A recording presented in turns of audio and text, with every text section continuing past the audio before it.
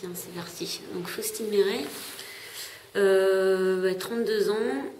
J'ai arrêté ma carrière de haut niveau en planche à voile il y a 2 ans maintenant, suite aux Jeux Olympiques de Pékin en 2008. Donc c'était ma deuxième participation aux Jeux. J'avais précédemment participé aux Jeux Olympiques d'Athènes et également fait la préparation olympique et les sélections pour 2008. Mais jeux sur lesquels je n'ai pas été sélectionnée, où j'avais été partenaire d'entraînement. Donc du coup, c'est 12 ans en équipe de France, 3 Olympiades, chacune vécues différemment. Donc une première avec un échec de non-sélection qui m'a fait réagir et rebondir sur les 4 années suivantes pour 2004. 2004 avec un projet très bien construit d'entrée de jeu, motivation et puis un objectif très précis d'aller chercher une médaille. Objectif réalisé en 2004 avec la médaille d'or. Et 2008, une PO un petit peu différente avec des priorités en début de PO sur des études et un projet sportif qui s'est construit un petit peu tardivement et qui était un petit peu juste, qui s'en est ressenti sur l'épreuve puisque je termine 11e. Donc avec en plus des circonstances un peu particulières sur cette épreuve. À l'issue de ça, un arrêt de carrière, mais qui avait été déjà réfléchi avant les Jeux. Et puis une volonté de commencer à travailler en tant que cadre à la Fédé suite à l'obtention du professorat et de ma titularisation la même année que les Jeux de Pékin en 2008. Donc depuis 2 ans, j'ai pris des missions à la fois au sein de la Ligue Bretagne de voile et sur un nouveau projet qui est né suite à l'année 2008, qui est les Bleuets, le groupe Bleuets. Donc en fait c'est parti d'un objectif de performance sur le championnat du monde ISAF, qu'il fallait relancer cette dynamique et ces résultats français qui avaient été très bons pendant de nombreuses années. Et on avait observé qu'il y avait un petit déclin de ces résultats sur quelques années. Et donc le DTN avait voulu renforcer ce projet, de remettre une équipe d'entraîneurs jeunes en place pour redynamiser et puis essayer de revenir à des résultats sur le championnat du monde ISAF. Donc du coup, ça a été une mission tout de suite très prenante. Et pour venir à notre sujet qui est la performance, je vais essayer de l'aborder à la fois en tant que coureur, de ce que moi je représentais et quels éléments il fallait réunir pour être performant à un moment donné sur une épreuve, par rapport à mon vécu de sportive, mais aussi par rapport à ce que j'ai pu vivre sur des moments clés d'épreuves jeunes au championnat du monde, puisque c'est des coureurs que finalement j'ai eu davantage en coaching qu'en entraînement avant. Donc en termes de performance, je la vois surtout singulière. Je me suis toujours représenté la performance. Certes, on a besoin d'avoir des repères, des évaluations par rapport aux résultats de ses adversaires, à ses propres résultats qu'on a pu faire à d'autres moments, que ce soit des résultats chiffrés de place, ou par exemple sur la prépa physique, des tests de référence qu'on réutilise. Mais je l'aborde surtout dans sa globalité et je me réfère par rapport à un contexte particulier. Donc vraiment cette singularité, à se dire à chaque fois qu'on réalise une performance, finalement elle est unique puisque c'est par rapport à des adversaires qui sont différents ou dans un état de forme différent. Nous-mêmes, on a toujours je pense des progrès et des choses, des points qu'on a travaillé plus en particularité par rapport à un point d'eau ou à un autre. Et on arrive sur cette épreuve avec des objectifs toujours de maîtrise et de perf qui sont soit en progrès par rapport à ce qu'on a eu avant ou nouveaux, quoi. Donc le terme réitérer une performance, j'ai du mal à le comprendre en fait.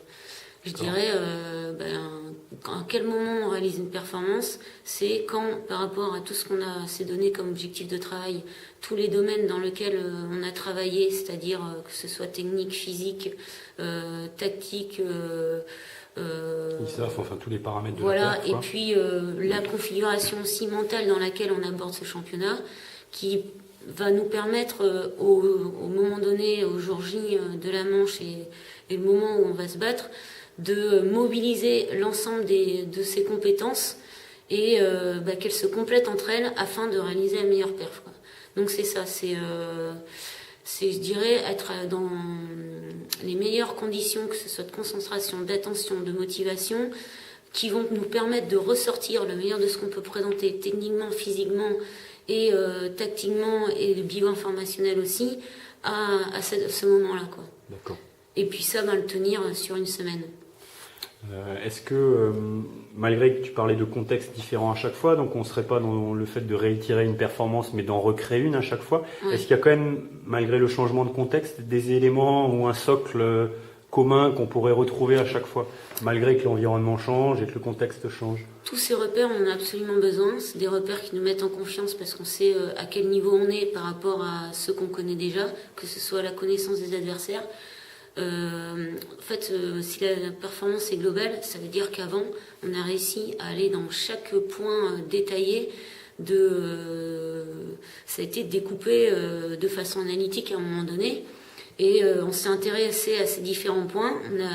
Moi, j'avais réussi à avoir une image claire de ce que je voulais aller chercher à chaque échelon. Avec des personnes ressources dans chaque domaine, avec avoir été creuser des points faibles et les travailler, mais de façon très précise aussi dans chaque domaine. C'est un travail qui est fait en amont et qui se fait, moi je dirais que ça a commencé pour les Jeux d'Athènes que je vais prendre en référence, ça a commencé le jour de ma non-sélection aux Jeux de 2000, quoi. C'était une réaction de me dire, voilà, aujourd'hui c'est un échec. Demain, j'ai réalisé aussi que j'avais cette capacité d'être présente au jeu 4 ans après et d'y faire quelque chose. Qu'est-ce qui t'a fait croire ça, puisque tu étais non sélectionnée? Eh bien, c'est déjà ma réaction que ça m'a atteint effectivement cette non-sélection. Donc c'est là que je me suis rendu compte que finalement j'avais vraiment envie d'y aller. Petite réaction d'orgueil derrière? Orgueil forcément, tout sportif en a, mais aussi de se dire j'ai pas été à la hauteur et je peux être mieux que ça, quoi. Et également réaction des adversaires, notamment Barbara Kendall, qui vient me voir en retour à terre et qui me dit écoute, ça va être dur à entendre, mais j'ai tout fait pour que ce soit pas toi qui soit sélectionné, parce que pour moi tu étais la plus dangereuse, toutes les nations réunies. Donc quand on entend ça de quelqu'un qu'on a en estime et respect et sur qui on s'appuie pour construire sa carrière aussi, c'est important, quoi. C'est important, ça marque et puis ça m'a fait agir dans le bon sens.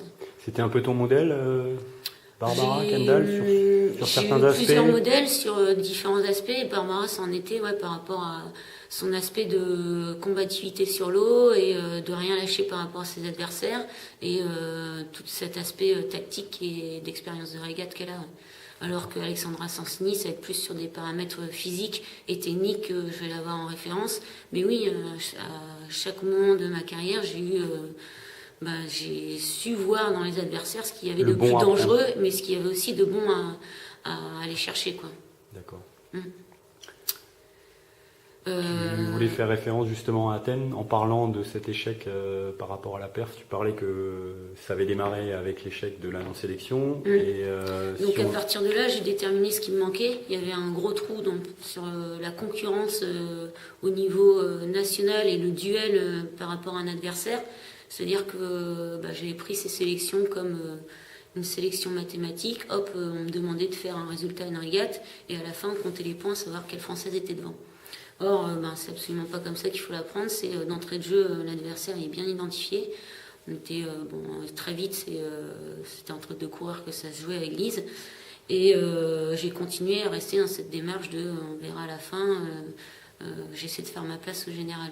Sans compter qu'en plus les étrangères savaient qu'on était en sélection, donc on pouvait viser l'une ou l'autre pour pas faciliter la tâche, quoi.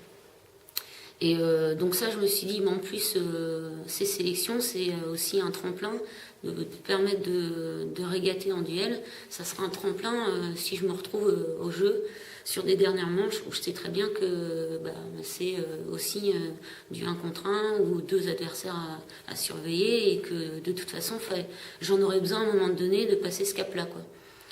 Et donc ça a été un gros point. Et puis après, il y a eu tout ce qu'il a fallu travailler d'un point de vue technique pour aboutir à quelque chose de polyvalent et n'avoir aucun trou dans chacune des conditions de vent qu'on pouvait rencontrer. Pas de grosses lacunes, quoi. Ouais. Et donc ça, je m'y étais attachée aussi, c'était une force, parce que dans chaque condition, j'abordais les manches de façon sereine en me disant j'ai toujours quelque chose sur lequel me raccrocher, que ce soit ma vitesse ou mon physique ou la lecture du plan d'eau, si c'était Meltem ou thermique. Il y avait toujours un point fort sur lequel je maîtrisais une situation dans les conditions données et sur lequel je pouvais m'appuyer. Et les autres venaient se compléter.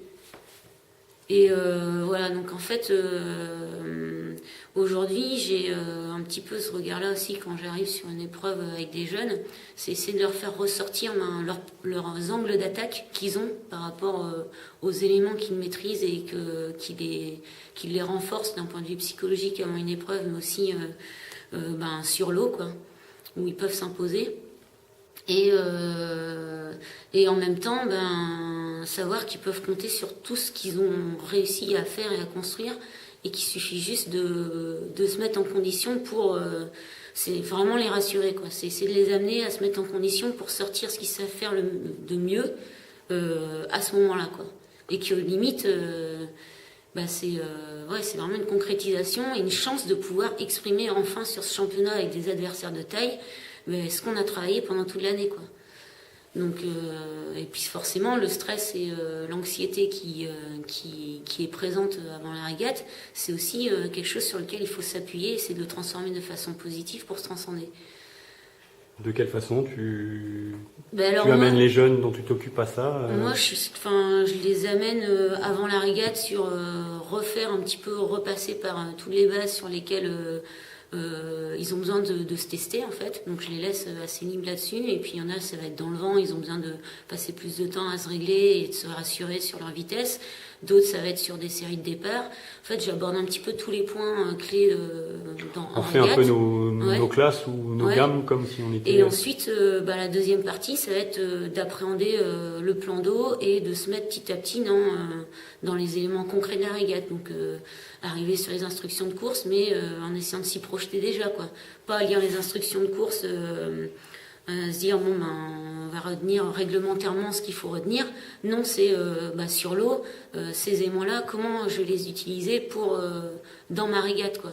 Et à quel moment je vais avoir besoin de ces infos, si j'en ai besoin. Donc ça les met assez... ça les plonge un petit peu déjà dans la régate. Et puis après, il y a cette manche d'entraînement que j'essaie d'utiliser vraiment comme dernière répétition. Et derrière, si je vois qu'il y a des petites alertes, ça se finit en entretien individuel, quoi.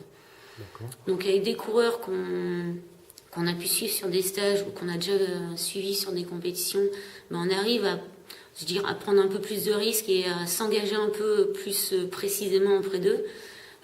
D'autres sur lesquels on voit qu'une fois ou deux fois, je vais rester plus sur le global à les mettre dans cette situation d'être rassurés et que c'est eux qui sont maîtres de leur perf et que nous, de toute façon, quoi qu'il se passe, on est là et on est prêt à encaisser, quoi.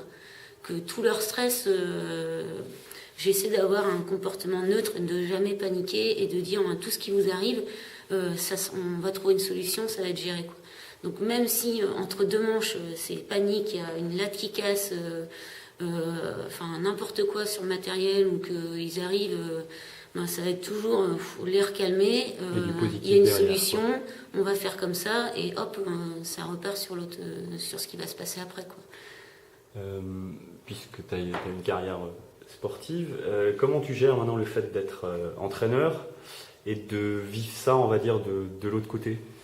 Ça a été des expériences très fortes tout de suite en tant qu'entraîneur, parce que j'ai eu la chance d'aller sur des championnats avec des coureurs jeunes qui étaient prêts sur ces championnats et qui avaient déjà techniquement de quoi aller chercher des podiums. Donc du coup c'était plus du coaching que de l'entraînement ce que je faisais. Et puis ça a été très fort parce qu'il y a une confiance qui s'est installée. Je pense que le fait d'avoir ce passé de résultats de sportifs et puis il y avait cette image auprès des coureurs qui était toujours ancrée et sur laquelle je pouvais m'appuyer pour avoir leur confiance et aussi pour montrer une certaine assurance dans ce domaine. parce que pour moi c'était assez simple en fait de me retrouver sur une situation de régate avec des coureurs. Automatiquement je savais ce qu'il fallait mettre en place, quoi.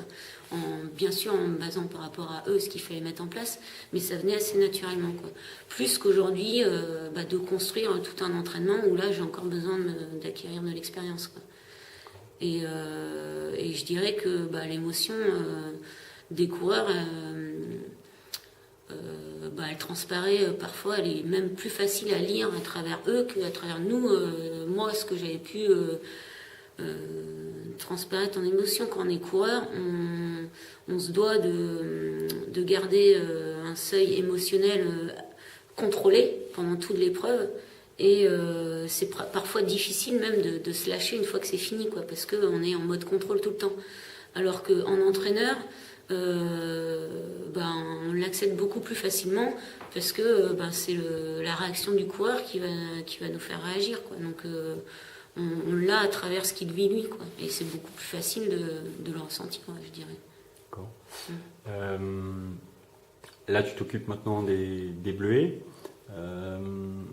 Dans ce que tu me dis, en fait, tu as gardé une certaine ligne de conduite dans ce que tu étais en tant que coureuse et je pense ta façon d'être.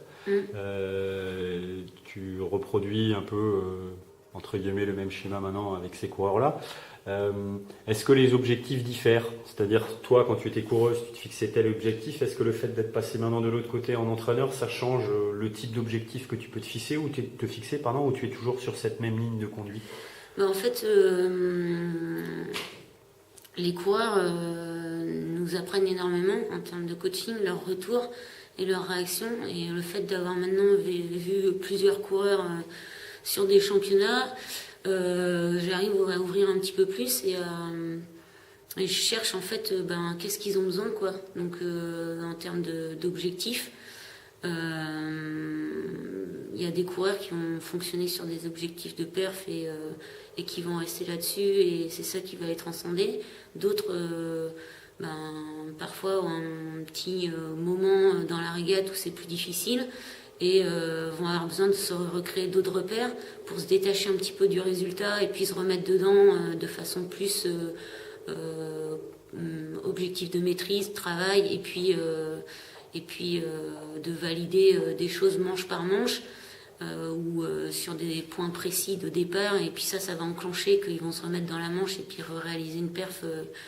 Donc ça dépend en fait, j'essaie de pas me bloquer sur une approche mais d'être suffisamment à l'écoute pour pouvoir les faire rebondir sur d'autres choses, quoi. D'accord.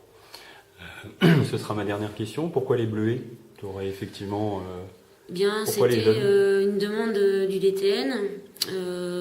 Pourquoi les jeunes? Parce que je Tu aurais pu refuser. Ouais, au début, j'ai pris du temps pour réfléchir parce que je considérais que j'avais pas ce recul encore en tant qu'entraîneur et pas assez d'encadrement sur le terrain pour pouvoir tout de suite prendre en charge une équipe sur une délégation nationale de ce niveau-là, sachant que il y a des entraîneurs en région qui suivent ces coureurs depuis des années et légitimement c'est difficile de prendre cette place-là qui nous est proposée. Et donc du coup après je pense qu'au bout de 2 ans maintenant j'arrive à bien discerner ce qu'il y a sur le championnat en termes de coaching et parfois pour les jeunes c'est pas déstabilisant d'avoir une personne différente de celle qui les entraîne avant, si on a réussi à installer un climat de confiance avant. Donc ça veut dire que faut quand même les connaître, avoir rencontré les entraîneurs, avoir préparé ce championnat avec eux sur des stages avant, les avoir suivis en régate pour connaître un petit peu leur comportement. Donc tout ce travail-là, je m'étais, je l'avais fait en amont. Et du coup, sur l'épreuve, on arrive à construire, à mettre quelque chose en place, quoi. Voilà, après, les bleuets, oui, c'était un challenge. C'était une expérience, je pense, très enrichissante, même tout le travail qui a été fait avec les entraîneurs, parce que j'ai beaucoup appris aussi en partageant avec eux. Donc, ça m'a permis en accélérer, d'apprendre sur le terrain aussi.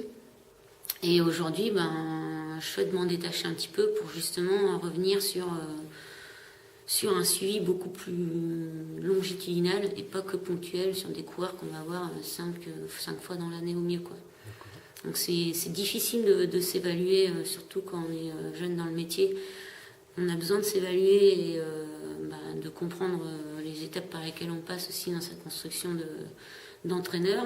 Et j'avais du mal à avoir ces repères-là sur un circuit bleuet, en fait. Parce que l'entraîneur de base du coureur, ça reste l'entraîneur régional. Donc moi, j'apporte des petites touches ponctuelles à certains moments, mais c'est vraiment du contextuel, quoi. Et donc oui, aujourd'hui, j'ai besoin de se faire ce retour en arrière et de construire des choses sur du long terme, longitudinal avec des coureurs, pour peut-être ensuite compléter encore cette expérience que j'avais eue en coaching, quoi. Je te remercie du temps que tu as bien voulu m'accorder et puis de l'humilité dont tu fais preuve. Merci. J'espère qu'on ne s'est pas trop écarté de la perf.